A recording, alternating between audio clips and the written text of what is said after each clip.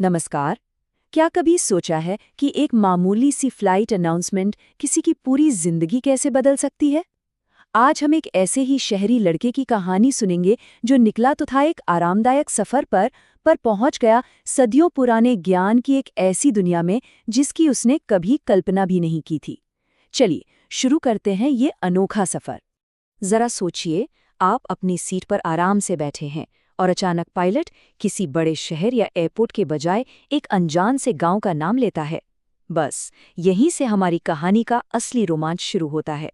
तो चलिए मिलते हैं हमारे हीरो बसंत से, एक ऐसा शहरी लड़का जिसके लिए दुनिया का मतलब था कंक्रीट के जंगल।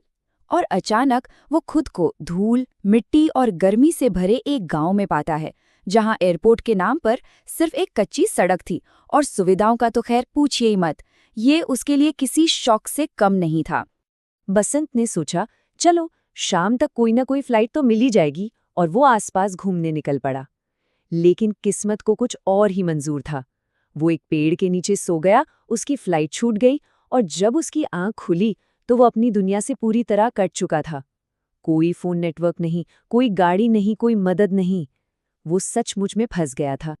अब बसंत के सामने असली चुनौती थी, गांव की वो झुलसा देने वाली गर्मी। और यहीं पर उसकी शहरी सोच और गांव की सदियों पुरानी परंपराओं के बीच एक जबरदस्त टकराव शुरू होता है।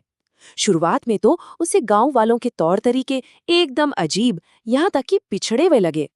जब एक गांव वाले ने उसे एक गेस्ट हाउस ऑफर किया तो बसंत की जान में जान आई। लेकिन उसकी खुशी तब हवा हो गई जब उसे एक टूटी फूटी झोपड़ी में ले जाया गया, जो आप यकीन नहीं करेंगे खटमलों से भरी हुई थी। उसके सारे सपनों पर पानी फिर चुका था।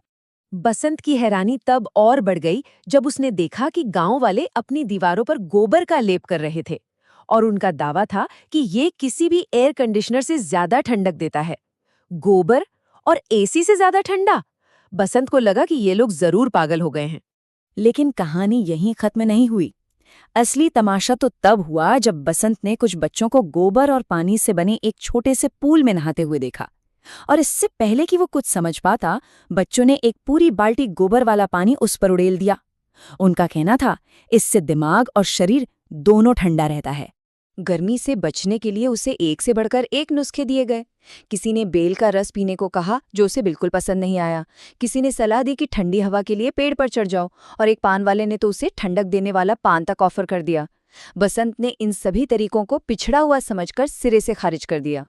लेकिन फिर, जैसा हर अच्छी कहानी में होता है, एक मोड़ आया। धीरे धीरे बसंत की सोच बदलने लगी। उसका शक पिघलना शुरू हुआ और वो चीजों को एक बिल्कुल नई नजर से देखने लगा। अब बसंत के दिमाग में एक सवाल घूमने लगा। क्या हो अगर इन अजीबोगरीब तरीकों में सच में कोई दम हो? क्या हो अगर ये गांव वाले, जिन्हें वो पिछड़ा हुआ समझ रहा था, उससे ज्यादा जानते हों? उसकी नफरत अब धीरे धीरे जिज्ञासा में बदल रही थी। और फिर वो पल आया जिसने सब कुछ बदल दिया। नहाने के बाद जैसे ही बसंत अपनी गोबर से लिपी झोपड़ी के अंदर गया, उसे एक जबरदस्त, एक हैरान कर देने वाली ठंडक का एहसास हुआ। उसे यकीन हो गया, गांव वाले सच कह रहे थे। कुछ देर बाद गांव वालों ने उसे लगभग जबरदस्ती एक लोकल ड्रिंक सत्तू का जूस पिलाया।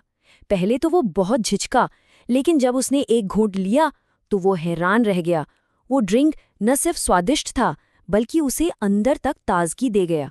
उसके सारे पूर्वाग्रह एक एक करके टूट रहे थे। आखिरकार बसंत का दोस्त अशोक उसे बचाने गांव पहुंचता है।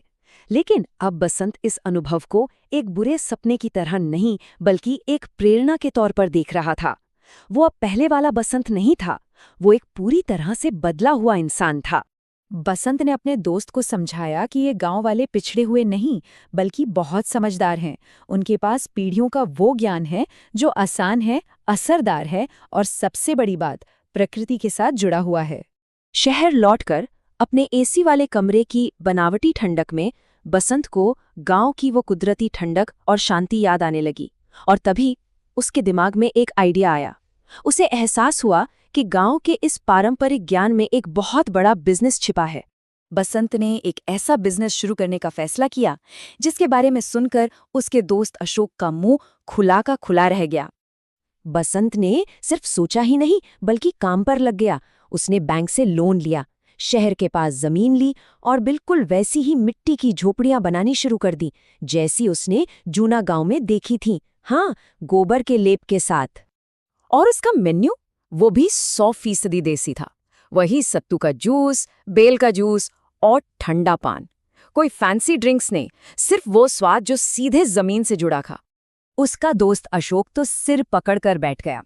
उसका सवाल था, आज के जमाने में जब हर कोई 5 स्टार होटल में जाना चाहता है, तुम्हारी इस मिट्टी की झोपड़ी में कौन आएगा? ये एक बहुत ही बड़ा रिस्क था। लेकिन अशोक गलत साबित हुआ।